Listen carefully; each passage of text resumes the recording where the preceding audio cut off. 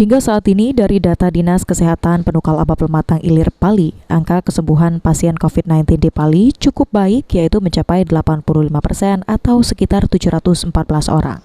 Jumlah itu sendiri menunjukkan tingkat kesadaran masyarakat Pali yang tinggi, khususnya berkaitan dengan penerapan protokol kesehatan.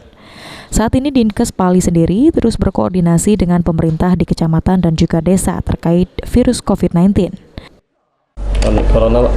Oke, terima kasih.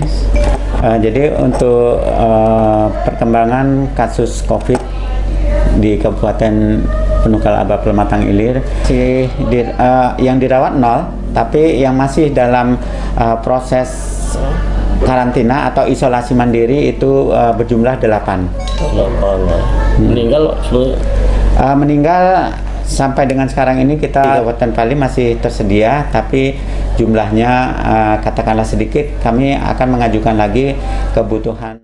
Sampai dengan hari ini jumlah pasien COVID-19 di Pali sendiri berjumlah 823 orang, lalu kematian 79 orang, dan daerah yang paling banyak pasien COVID-19 yaitu di Kecamatan Talang Ubi. Aji, Paul TV.